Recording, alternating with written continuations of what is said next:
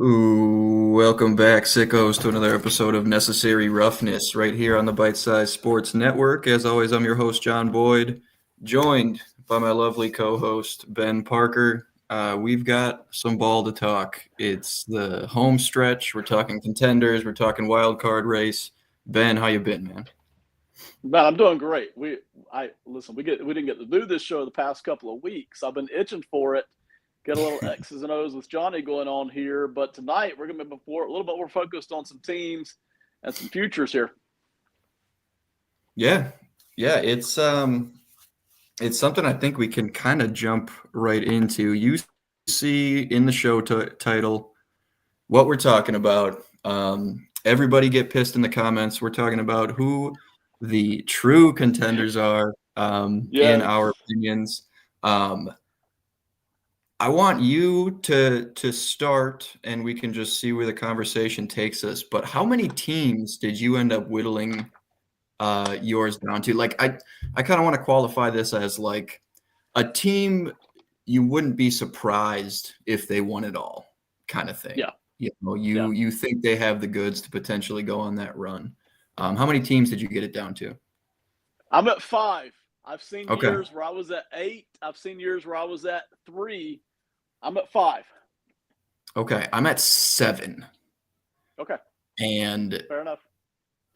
it was, yeah, we'll get into it, but there's maybe an honorable mention or two. Even it was a little tougher for me than I thought it was going to be going into it, as I was trying to kind of whittle it down a little bit. But why don't you rattle yours off, and we'll figure out the commonalities and talk through it a little bit.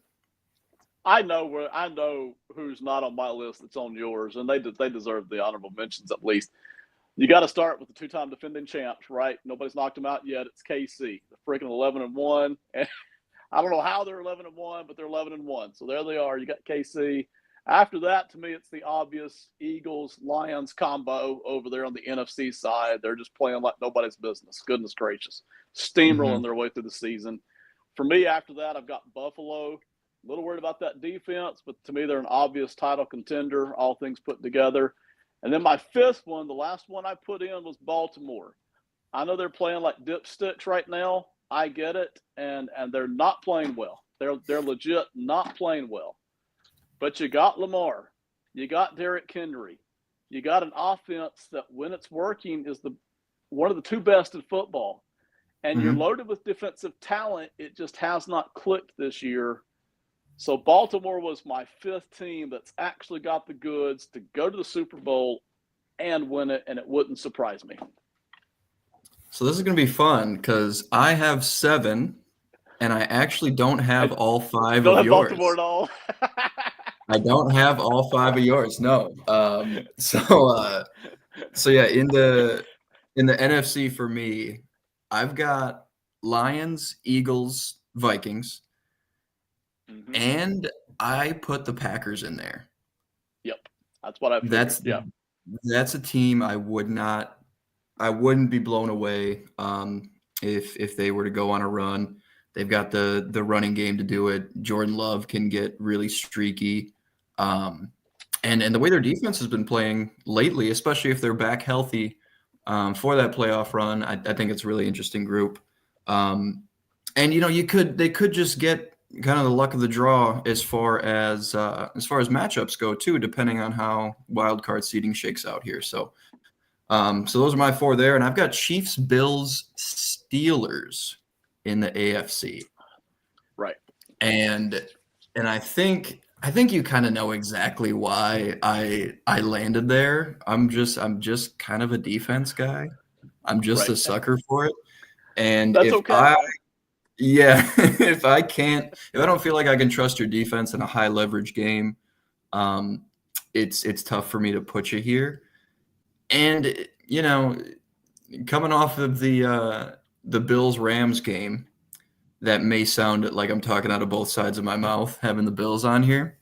But I think schematically and from a coaching standpoint, I like what they've got on defense a little bit more than Baltimore. And that was really kind of the tier break for me. Bills were probably one of my last ones in, because of the way, the defense is a little shaky, especially like from a personnel standpoint. It's tough to count on Taylor Rapp and DeMar Hamlin on the back end consistently. They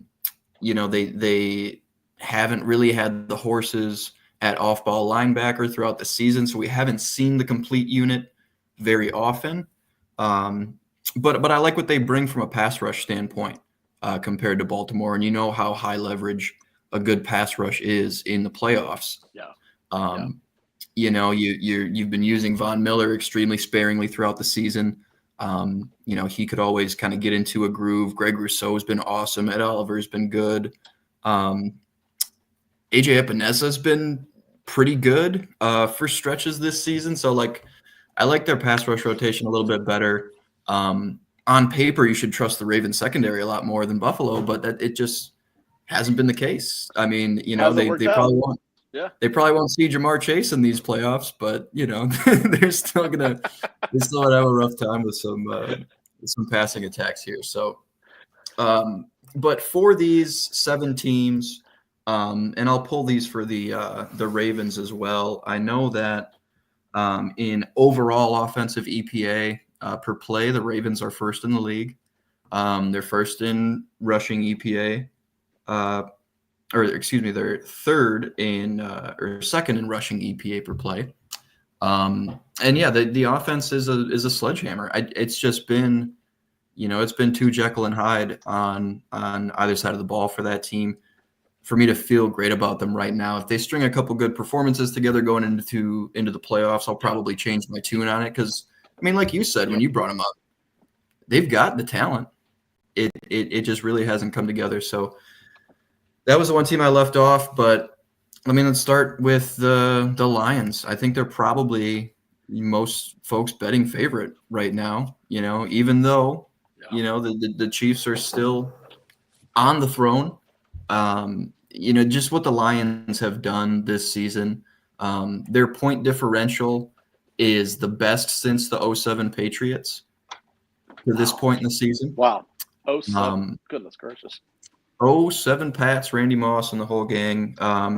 They're second in EPA per pass on the offensive side, 6th in EPA per rush. On the defensive side, through all the injuries, they are first in defensive EPA per drop back and 11th against the run. This is with is it Sam O'Connor? There's an O'Connor playing interior defensive line for them. We've got Al-Qadim Muhammad getting real snaps in big games. It's a group that's weathered the loss of Aiden Hutchinson, Marcus Davenport, Derek Barnes, Kyle Pico, Carlton Davis for stretches here, Alex Anzalone. They've played several games down 4 to 6 starters at this point. And that defense has stayed really good for all of the hullabaloo that we hear about Ben Johnson. The best coordinator in Detroit might be Aaron Glenn, the way this defense has been performing. Obvious heavyweights there. The Eagles, and these are cumulative or, to this point in the season EPA stats. So they're going to be weighted down by those first few weeks when Avonte Maddox was still getting the slot snaps. And they hadn't really figured everything out. Vic Fangio, very rigid in the way he installs his scheme. He's just going to call it the way he calls it, and you're going to get it when you get it. He's not going to cater to, certain skill sets necessarily. He wants you to play defense his way, and they're figuring out how to now. With Quinion Mitchell and Cooper DeJean on the back end, suddenly this secondary is really, really good. 6th in EPA per play against the pass to this point in the season. 7th in EPA per play against the run. We've seen some great things from Milton Williams, Jalen Carter, of course. Even with the loss of Brandon Graham for the season now, who's, kind of resorted to airing out some internal issues with Hurts and AJ Brown. I don't know if you saw that interview. But Brandon Graham, heart and soul, he's going to be out for this playoff run. But what Fangio does with his, they'll do that 6-1 Defensive front, they'll do 5 or 6 men down on the line of scrimmage, really, really suffocate that outside zone that so many teams try to run. And then once you get them to throw, again, that secondary is really coming on. And they have the best player in the league, Zach Bond, is on that team as well. So I think it goes Zach Bond, Zach Sealer, maybe Mahomes. Something like that, yeah. Something like that, right? And it's pretty much and Mahomes consensus. is the gray area, yeah. Yeah, exactly. It's a tier break. We might be dropping Patrick a little bit, yeah. Yeah, yeah. But no, so those two have been steamrolling, and I think they're the class of the NFC. I think there's a slight drop off in my confidence in teams like the Vikings and the Packers to those two teams, just because of the way they can run the ball. The way they run the football is January football. You know what I mean? Like it's tough to discount what they're able to do on the ground. But for the Vikings, relatively middling run game, right? But this is a pass game with Sam Darnold starting to come into his own here. No interceptions over his last 4 games. Really, really dealing at a high level. Kevin O'Connell, the way he schemes up his pass game is top 3, top 5 in the league. He's one of the best offensive minds in football. And then when you talk about these teams that can run the ball effectively and how that is conducive to January football late in the season, this is the best run defense in football. And just about any way you slice it. They do similar things to Philadelphia. They'll have 5-6 man down fronts. They're really, really good laterally against that wide zone. They rally really well. A lot of their, Harrison Phillips is their nose tackle, but he's not really a true nose. The Falcons ran duo incessantly, and we're able to just double team him and move him out of the A gap. And we just don't really have the body types to contend with an at you type of run game. So that's part of it. But this isn't just a cumulative rushing yards allowed kind of stat, where we're getting up on teams and they've got to throw. This is, EPA per rush, yards per rush allowed, all those things. Yeah. Yards before contact allowed. They're top 5 in all these metrics, and first in EPA per play overall. On the defensive side, 7th against the pass as well. For a 1-game game plan, Brian Flores, I think they could go in and win any game. The Chiefs can win any game by 2 points that they want. You could be, the Globetrotters or the Monstars, or you could be, the CFL team. They will beat you by just enough points. Exactly 2 points every time. Exactly 2 points, and you will not. I don't know if somebody's got a voodoo doll on the sideline or what, but if you are a kicker in a late game situation against this team, something's working against you. Yeah. Don't even try the kick. Yeah, just Dan Campbell in it. 4th and 30, just try the throw. The kick ain't working. Yeah, Dan Campbell it on the plus 33. You're not going to make it. Just go for it. Just go for it. And then, and I've got the Bills too. Like I said, I think that defense from a coaching standpoint is something you can trust. But when you talk about the Ravens being on this list, before I get to my 2 outlier teams, what kind of tipped the scales for you to include them? Because I know you have similar concerns to me with the defense. Got all kinds of concerns about that defense, and I'm not totally sure it's going to get any better. So I would bet money that they're not going to win the Super Bowl, all right? But we have seen that Super Bowl flex. In other words, we've seen that strength that they can go up against top teams and either win or play very competitive, one or the other. And Lamar is so dangerous. I know he hasn't yet shown that in playoffs consistently, but he is so dangerous every game. And now he's got Derrick Henry sitting there. So if they get in a close game, man, that offense can get rolling and they can ball control it. So they've got the flex to go up against any team. I don't care if it's Kansas City. They can run the football off of Kansas City if they commit to it with Derrick Henry and then play action the crap out of it with Lamar. They can beat Pittsburgh. They could beat Buffalo in a high-scoring affair. You know, who wins in a 44-42 matchup between the Bills and the Ravens? You know, that's a complete coin flip. So that's it. I wouldn't put any money on them, but that's why I put them in my fifth, is because they've got that muscle. Yeah. Yeah, and I get that too. They can just bludgeon you, and if they do get a lead, if they're able to force some turnovers, if they're winning the the field position battle, they can really drag you down into the muck, and they can get some explosives on the offensive side of the ball as well. And I have no concerns about their offense. We talked throughout the season a little bit where, I nitpicked a little bit, like, hey, I wish they had, a more true number one X receiver. Just little quibbles like that. But, at the same time, it's tough to deny those concerns are different than they were last season when you have Derrick Henry and the type of running game they've had. So, like I said, they were my first team out essentially. When I got to 7, and for the Steelers, it's kind of the opposite thing, but their offense is trending in the right direction as opposed to the sort of spiral we've seen from Baltimore since a solid start.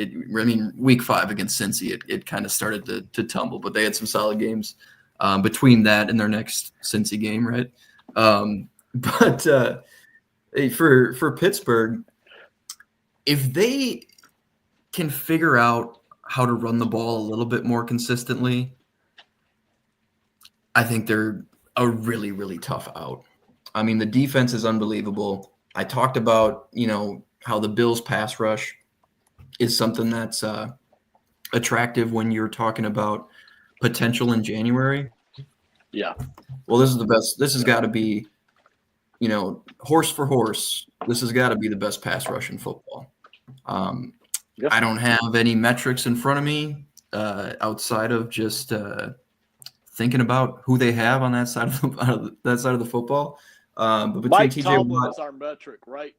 Yeah, that's all the metrics we need. This is Mike Tomlin. Yeah, exactly. And TJ Watt, Highsmith, Herbig, when he's needed to, has had really nice games in the absence of one or both of those guys. I'm so close to saying Casey Hampton right now.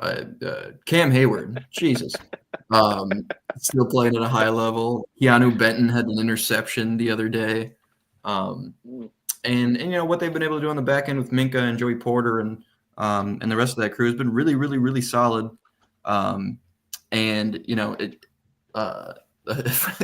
I was going to mention a Landon Robertson. A friend of mine actually just sent me a clip of him absolutely pancaking Ethan Pochich on a pull outside. It just demolishes him. So they just play hard as hell on that side of the ball.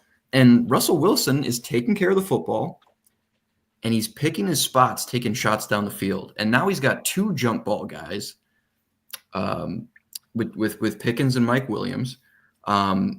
You've got pretty solid check down options, whether it's Jaylen Warren on the field or Najee Harris. And over the middle of the field, some to be desired, sure, but you got a big field stretcher like Calvin Austin. It's still a really interesting group, and this young offensive line fielding 2 rookies is starting to get rolling. So, it's a team that I think's, for being 10-3, are still pretty like sneaky when you have these conversations, I feel like. And Baltimore has really, really struggled against them over the last 4 or 5 seasons. So Yes. you draw that matchup, all of a sudden, Yeah. you might see Pittsburgh favored -1.5 or something in a game like that. So I think they could potentially, kind of the way I feel about the Vikings, the way that defense plays, and the way Russ is taking care of the football. I think they could beat anybody on any given day. The odds on that are, kind of in the eye of the beholder, but they're one of those teams that it's tough to dismiss the coaching and the defense. And then, Packers, of course, you left the Vikings off as well. But for both of those NFC teams that you left off, what are the main concerns that kind of keep them out of that tier for you? My biggest concern is Detroit and Philadelphia. I'll be a smart aleck for a second. They are just playing lights out. I don't see anybody else. If you took Detroit and Philadelphia and put them on the AFC side, I might slim down my AFC contender list too. They're playing that good. But let's get to Green Bay and Minnesota for just a second. Green Bay has a good defense, but it hasn't yet at any point this year looked top 6 or 7. So it's kind of hovering along with Buffalo's defense in that 8-14 category. They just kind of keep swapping around there. Pretty good defense, but not able to force you out of what you like to do in a lot of games. So that's one of it. Love that Green Bay running game, but Jordan Love, you mentioned how streaky he is. Man, when he's on, and I think he struggles with confidence. Matt LaFleur will go way out of his way to say that he doesn't. But I think he does. I think Jordan Love struggles with confidence a lot. I think he struggles with it more than most athletes anywhere ever. I think he really struggles with it. When he's on, you may get 340, 3 touchdowns, no picks. And when he's off, you may be at the end of the third quarter with 120 yards passing and 1 interception. You never know what you're going to get. Injuries notwithstanding. Healthy Jordan Love, you just never know what you're going to get. He kind of runs every 3 or 4 weeks like that, right? It's not one game to the next. It's every 3 or 4 weeks he's on, then he's off again. So do I really see Jordan Love with a pretty good defense beating not only the Eagles, but also the Lions? Because that's basically what you're going to have to do, right? More than likely, unless there's upset on the other side and you get lucky and play. Yeah. Lee's all over it tonight, man. Unless you get lucky and you're now playing, let's say you beat Philadelphia in the second round and somebody upsets Detroit. Now you're playing maybe Minnesota in the NFC title game. I could see Green Bay or Minnesota getting through there, obviously, right? Because the 2 big guys went down. But, man, beating both those teams, I just don't see Minnesota or Green Bay beating both of those teams. That's my struggle right there. So because I can't see that, that's why I've got them out on the contender list here. Yeah, and that makes sense to me too. Yeah, Jordan Love, you get the best and worst of arm arrogance with Jordan Love. That's a great way to put it. Yes. He makes some of the most audacious throws, and when he rips it through that tight window, you're like, this might be the best thrower of the football on the planet. Yes. And then when he sails a dig route to a post safety, or or he tries to squeeze a hole shot in a beat late, or gets a little too cocky with his throws off platform and hangs it a little bit, then you're going to get the worst side of it. Really quick, this is an interesting question from Lee. So it's difficult. How do you defend the offense McVay threw at the Bills? 4 offensive players on one side and 1 on the other. So a quad bunch. Usually that's a bunch to one side or trips to one side and the running back to that side as well. So you've got 4 eligibles to that side of the field. And if you're running, which is, it's kind of an insane alignment, and you can do a lot of tricky stuff out of it. But what you've got to stay away from generally with those sorts of things is like your cover 3, or even in some instances like your standard cover 2 or Tampa 2, because you're going to want to create a box coverage as opposed to a triangle. So if you think about cover 3, you've got your deep safety, you've got your 2 deep boundary safeties, you've got your 2 hook players, and your 2 flat defenders if you're sending 4. So that creates a triangle to both sides of the field with your, weak and strong side hook player, your 2 flat defenders, and then your deep corners and your post safety.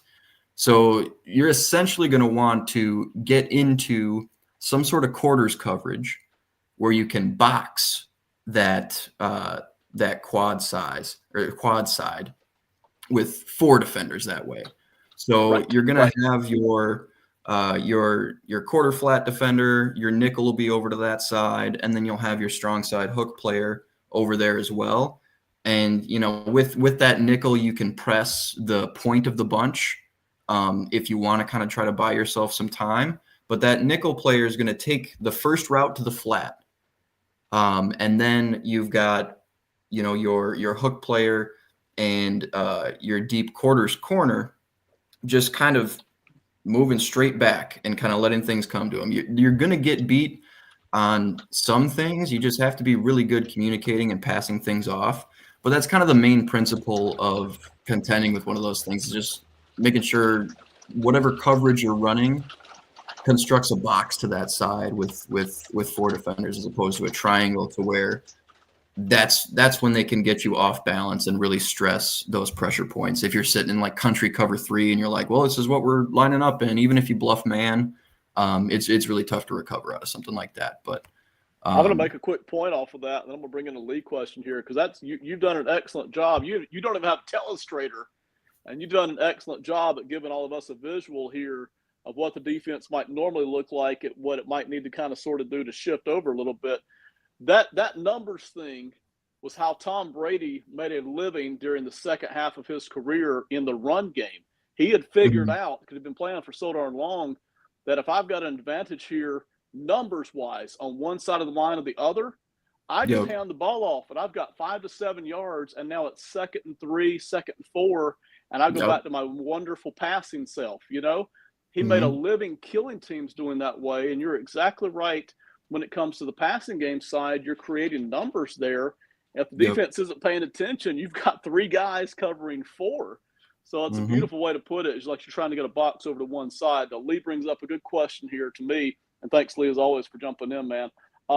Does that make man-to-man on the other side? So I guess the question would be, if you've got a really good receiver over here by himself on the other side, how do you feel about that then?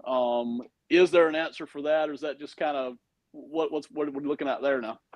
Yeah, that's a situation like in that coverage I described. You're going to be living by the sword on that backside. That isolated receiver, if you're zoned up and if you're in quarters, that's going to be more often than not, that'll be Meg or man everywhere he goes for that corner to that side of the isolated receiver.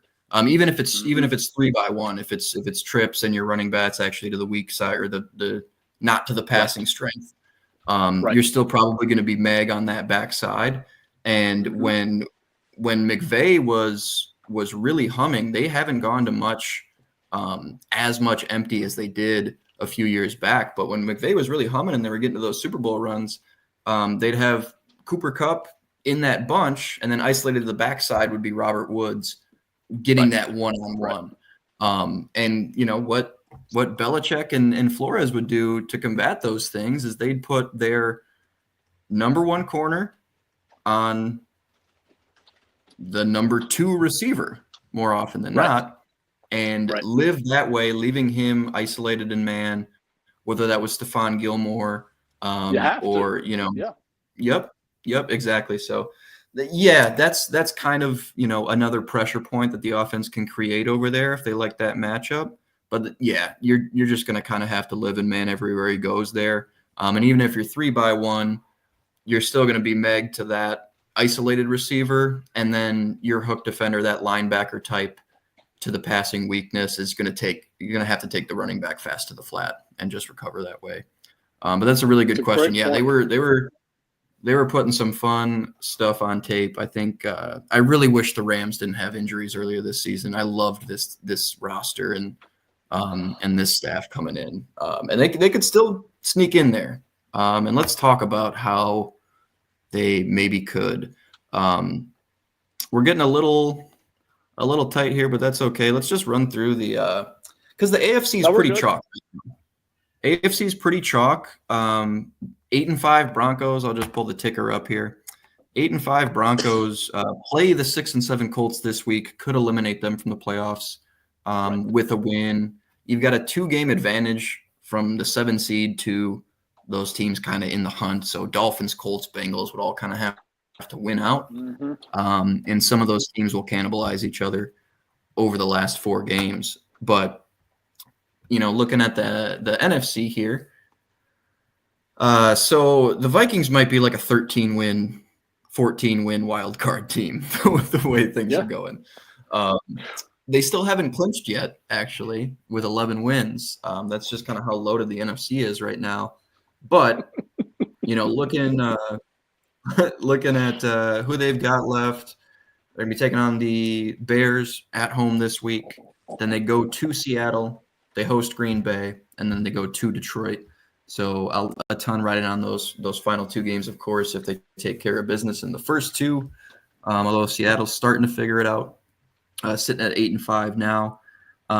Packers 9-4. Those teams are more than likely going to make it here. The Rams opportunity sort of comes with, and I don't know how tiebreakers will work, especially without having played all the games to this point. But the Rams control their own destiny within the division as long as they get a little bit of help. 7-6 right now. Seahawks 8-5 leading the division. Cardinals 6-7. Niners 6-7. They play all 3 of those teams once still, and the 4th game is at the fledgling Jets. So, Rams. That's the Thursday night game. Rams Niners this week. So if they get a win there, sitting 8-6. It's kind of anybody's ball game at that point. Whether they catch Seattle for the division or Washington for that 7 seed, if I had to pick one of, Commanders, Rams, Falcons, Cardinals, Niners to get that 7 seed, even with a game back, I might take the Rams right now, the way they're playing. And that's just another one of those defensive units where it's like, I don't know how they're doing it, but they're kind of good enough sometimes. They had some awful performances, but similarly to the Cardinals a little bit, like they're just getting a little weird on that side of the ball, and they're throwing enough at you to cause some issues. So, what teams kind of jump out to you that are kind of in this like in the hunt sort of range in the NFC here that if you had to put your cards on the table for that 7 seed, who do you like out of this bunch? At the moment, I'd still leave out the Rams, but boy, I'm hoping. No offense to Seattle here. I called them frauds early in the year for like 4 months, for 4 weeks, and they're not. 5-5 since then. They've proven me. Yeah, they've proven me completely wrong on that. So I can't do that bit anymore. No offense to Seattle. I'm proud of them for what they're doing. I, like you, would love emotionally to see the Rams get in, just to see that offense go up. They're not going to win no Super Bowl. Just to see them go up for a wild card matchup, for a divisional round matchup, and light it up at the scoreboard, Yep. I'm not going to pick the Rams to get in because, man, I picked about 4 weeks ago when they got healthy all of a sudden. I said, man, they're dangerous. They're dangerous. And then they just kind of dudded and fizzled out for 3 or 4 weeks. It took them a little while to get going. And I'm not certain they've not waited too long because I thought Washington was vulnerable 2 or 3 weeks ago. Well, Washington's kind of got back on stable ground again now. Yeah. They got the advantage. Seattle's playing pretty well. Seattle beat the Cardinals twice, beat the 49ers. Yeah. They got 4-game win streak, I think, 3 or 4-game win streak. So the Rams may have waited just a little bit too long. If I had to pick right now, Rams would be on the outside looking in. Sure. Yeah, and Commanders control their own destiny, obviously, being a game up on the Rams. I have a tough – I think the Rams are going to win out. And so – I'd love to see it, man. I think they might. And if, it might – we might have – because if Seattle drops 1 of their next 3 and they've got – let me find where I had Seattle's schedule here. Over their next 3, so they host the Packers on Sunday night this week. Tough. Then they host the Vikings the following week. Tough. Then they're at the Bears. If Thomas Brown doesn't have a new job title by then, again, the Bears could be feisty. Soldier Field, December. And then it's that Rams game. If Seahawks drop just one of those, we could be looking at both of those teams 10-6, week 18 for all the marbles. Yeah. And I think I like the Rams in that situation. I like the Seahawks defense a lot better. I'm a Geno truther. JSN has looked really good in recent weeks, but man, if nothing else, I hope those teams are tied going into week 18, just so we have a fun, and same with like Vikings Lions. If we could get those teams knotted up somehow, Detroit drops one over the next 3, and we get a week 18 for the division. I think that's the best possible outcome as just a football watcher, and I'm glad that. Because there was a few-year stretch there when it didn't seem like division games were being prioritized to be scheduled late in the season when a lot of things are riding on it. It was kind of just – it seemed very random until like 2019, 2020. There seemed to be a lot of intentionality with the scheduling and keeping most teams having, 4 division games after their bye, or something like that. So just going to be a lot riding on those games. And I think, if we can just get a couple games for all the marbles, I think that'd be best case scenario. It's just a football fan. But real quick, before we get out of here, AFC wildcard race. I've got all their schedules pulled up. Is there a team in this bunch who's not in if the season ended today? Is there a team that's in the hunt in the AFC that piques your interest that we could kind of talk through their path? Not really, man. To me, the AFC for Super Bowl contender is wide open. When you get down to the bottom end, do I really want Miami to get in over a Denver team that I think would just be interesting to get in the playoffs and watch that defense and that kind of Bo Nix, Sean Payton duo? I'd really rather see Denver, to be honest. I kind of feel like I know what Miami's going to do here, So, and the same thing with the Colts. I mean, AR-15 is interesting, but give me Denver. So, yeah, and I've got a lot of credibility riding on the Chargers getting in, so I wouldn't hope they get touched. We're not even going to talk about that, man. All right, they're in. Okay, they're in. Yeah. Yeah, and I think, very similarly to the Rams, I think for the Dolphins, and, of course, they had the Tua injury, but it's just a little too late for them, even though they're sort of starting to figure things out a little bit. They still can't run the ball, but the passing game has kind of been an extension of the run game for them recently. Extremely low ADOT for Tua, quick hitters to Jalen Waddle and Jonnu Smith. Jonnu Smith has the lowest average depth of target of any Dolphins tight end since Tua got there. So I mean, he's in the screen game. He's running little choice routes. He's been a really, really nice third option to complement the speed on the outside. But yeah, it's just better luck next year, I think. Bengals 5-8. They're not mathematically eliminated, but they've been just kind of virtually eliminated for, it feels like 6 weeks. Like they've just been dead in the water for as long as I can remember at this point with the defense, even though Joe Burrow might be having the best quarterback season of anybody in the league. It's Josh Allen, Joe Burrow. Lamar's tabled off a little bit since the hot start. Like, he might be playing the best football at the quarterback position right now. And it's not going to matter. It's going to be a wasted season. No. It's going to be a wasted, what might be the final season with Burrow, Higgins, and Chase all together. So it's a shame.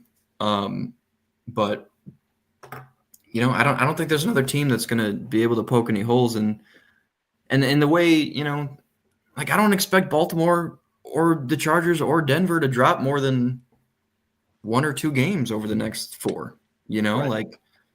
They've just been so consistent. Yeah, and they all have real identities. I'll leave this final question for you here, Ben, before we sign off. But I wonder if this is if he's referencing Bo Nix. No, you didn't see Spags poking the voodoo doll when Denver lined up for that 38-yarder or whatever it was. Listen, I don't think he's going to let it happen. There's a meme out there of the Chiefs players carrying bags, probably bags of toys for children, more than likely at a children's hospital or something. But somebody took the picture and renamed it.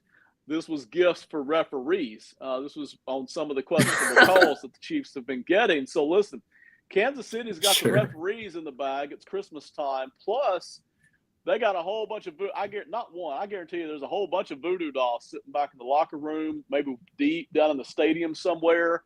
Maybe they figured out that, the maintenance guy just has a deep history of kind of, black magic. They got something going on. We're set, man. I mean, bring it on, Yeah. Good to go. 3 in a row. Yeah. Tough to beat the Christmas red in September. Or September, Jesus Christ. Yeah. Tough to beat KC in September too. I'll tell you that.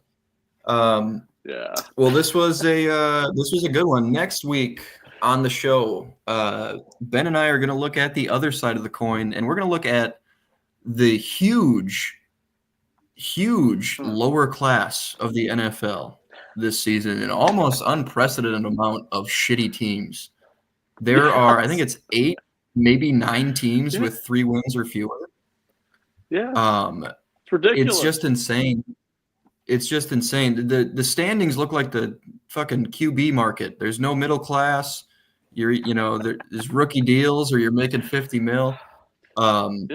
But we're going to look at those teams, and Ben and I are going to talk through who of those teams has the bleakest future based on what we saw this season, their assets moving forward, and the maneuverability that they have from a roster standpoint. So that'll be kind of the main subject of next week's show. But we'll also talk about the rest of the playoff picture as it kind of crystallizes. Lee going Giants. No research. It's already done. That's probably a good call. It's just the Giants. Yeah. Actually, yeah. Spoilers. Stick around next week. We'll tell you why it's the Giants. Yogi, thanks for popping in, man. You missed the Vikings hate.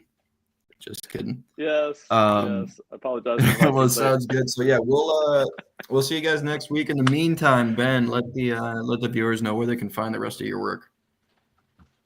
Sports and Money, KC. We just did an episode in which we talked about 2 or 3 of our favorite head coaching candidates. Not the national media's list of popular names. This ain't no beauty pageant.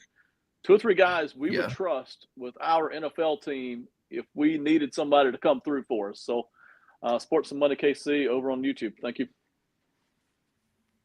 Yes, sir. And when I'm not here on Tuesdays with Ben, you can find all my written work on zonecoverage.com.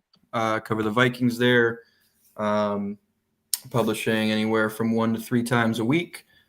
Just all kinds of Viking stuff. Latest piece is why the Vikes should extend Byron Murphy Jr., who leads all cornerbacks in interceptions to this point in the season. But yeah, outside of that, also give me a follow on Twitter at JohnBBoyd12. Pretty active on there, live tweeting games, film clips, ridiculous things, everything in between. And until then, thanks for tuning in. Thanks to everybody in the comments section. Leave a comment after the fact if you feel so inclined. Like the video if you haven't already, and hit that subscribe button. We are nearing 800 subscribers on Bite Size Sports here. Thanks to each and every one of you guys. And with that, we'll sign off. See you next week.